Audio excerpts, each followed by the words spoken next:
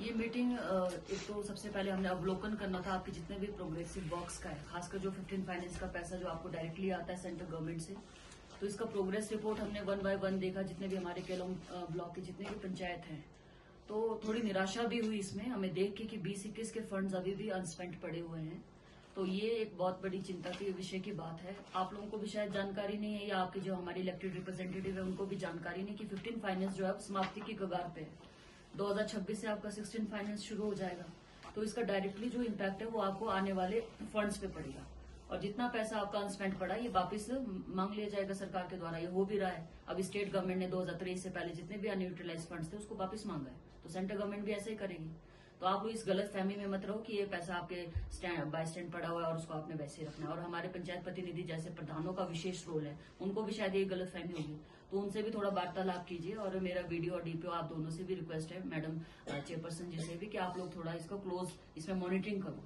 और ऐसी जो आप लोगों की जो रिव्यू मीटिंग्स है ये रेगुलरली होनी चाहिए।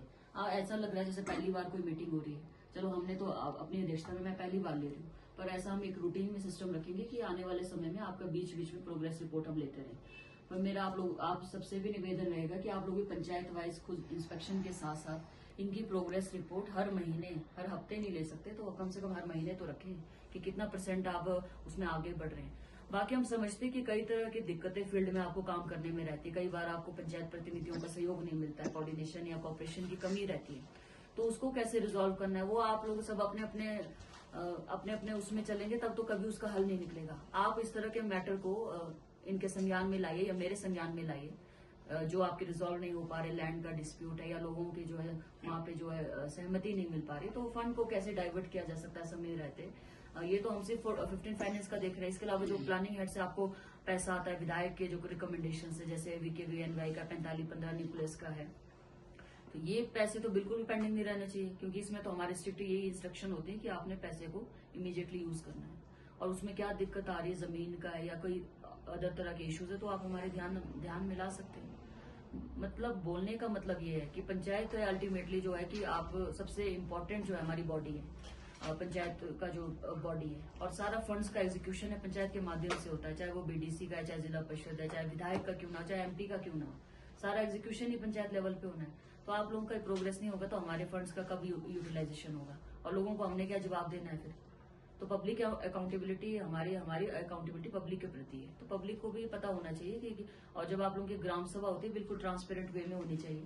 कितने आप क्या शेल्फ डाल रहे हो, क्या कितना आपके पास फंड्स है, लोगों की क्या डिमांड है, वार्ड वाइज कैसे पैसों का इक्वली डिस्ट्रीब्यूशन होना चाहिए, ये सब आप लोगों को ध्यान में रखना चाहिए। पंचायत प्रतिनिधि के साथ साथ बहुत बड़ी जिम्मेदारी आप लोगों की है। उसका टर्म तो 5 साल के लिए, उसके बाद नया प्रधान आ जाएगा। पर जहां हम देख रहे हैं कि बहुत सारी इसमें गड़बड़ियां भी है, कमियां हैं, तो उसकी अकाउंटेबिलिटी आपकी है, वो अकाउंटेबिलिटी फिक्स करना पड़ेगा। नहीं तो कोई जवाबदेही नहीं होगी तो कल दिन वो चाहे ऑडिट ऑब्जेक्शन हो, चाहे किसी तरह का कोई केस ही कर दे, कोई विजिलेंस ही कर दे, तो आप लोगों की रिकवरियां भी पड़ सकती है। तो मेरा तो ये रिक्वेस्ट है कि समय से जाग जाए आप लोग। पहले तो हर कुछ चलता था, सब कुछ मैनुअली होता था, जो मर्जी लिख देते थे।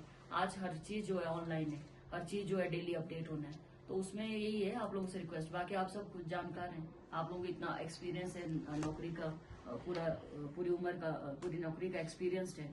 हर पंचायत में आप लोग रोटेशन में काम कर चुके हैं। इंसान को भी आप बखूबी जानते हैं कौन क्या है, कहाँ आपको सहयोग मिल रहा है, कहाँ नहीं मिल रहा है, मतलब हर तरह की। और आप सभी है भी लोकल है सारे, कोई बाहर से तो है नहीं, सारे लोकल स्टाफ है हमारे।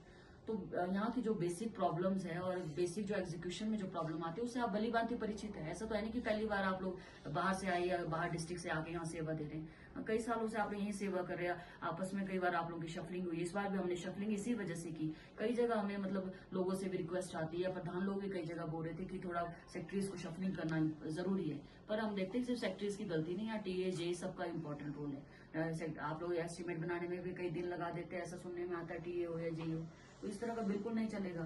तो थोड़ा इसका क्लोजली आप लोग मॉनिटरिंग करिए। और रिव्यू मीटिंग्स जो है, मेरा तो ये सुझाव है हर 15 दिन में करिए। 15 दिन में पॉसिबल नहीं तो महीने में तो होना ही होना चाहिए। और फील्ड में थोड़ा इंस्पेक्शन करो। हम ये भी समझते हैं कि आपको एक्स्ट्रा बर्डन भी कई प्रकार से रहता है, जैसे एक सेक्रेटरी के पास 2 या 3 पंचायतें रहती हैं, कई जगह एक भी पंचायत है, तो वो देखना पड़ता है। अब हेडक्वार्टर का इलाका या जो मेन इलाके वहां पे उस तरीके से इक्वली डिस्ट्रीब्यूट किया है। बाहर से तो कोई आना नहीं चाहता। हमने कोशिश की थी 3 सेक्रेटरीज को लाने, वो भी ऑर्डर एडजस्ट हो गए, मतलब कोई आने को तैयार नहीं है। आप लोगों का कोई बैचमेट है जो आना चाहता है विलिंगली यहाँ पे, क्योंकि आप तो स्टेट कैडर है, कोई दिक्कत नहीं है, तो आप लोग हमें बता सकते हैं। हम लोग स्टाफ को भरने की पूरी कोशिश करेंगे ताकि आप लोगों का काम भी हल्का हो। बाकी मनरेगा में भी आप लोगों का कोई खास प्रोग्रेस नहीं है और इसमें गलती चलो दोनों तरफ से है।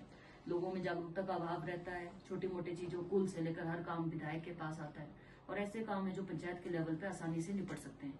तो मेन मकसद क्या है, पंचायती राज सिस्टम को इसीलिए लाया गया था कि जो बेसिक नेसेसिटी है, बेसिक जो लोगों की डिमांड्स है उसको पंचायत लेवल पे पूरा किया जाए और पावर का कैसे डिसेंट्रलाइजेशन होना है, कैसे आप लोगों ने लोगों को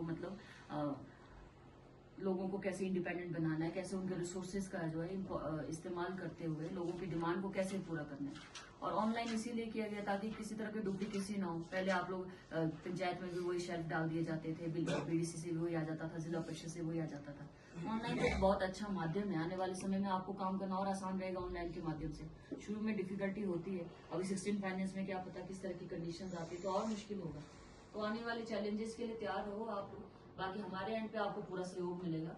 आपको कहाँ दिक्कत आती है आप क्लियरली हमसे डायरेक्ट बात कर सकते हैं, तो चाहे कोई भी एम्प्लॉय है।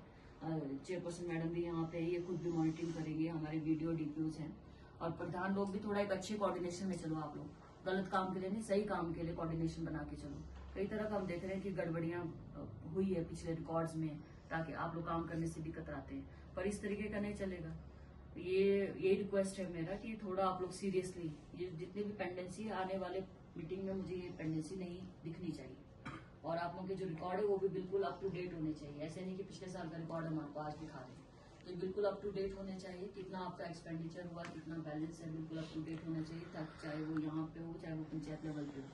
और जो एग्जीक्यूशन है वो थोड़ा स्पीड अप करिए, क्योंकि 6 महीने का वर्किंग सीजन होता है। अभी आपको ज्वाइन करके कुछ दिन हुए हैं अपने पंचायत में, अभी शफलिंग भी हुई है, तो वहाँ पे भी आपको थोड़ा बहुत तो वैसे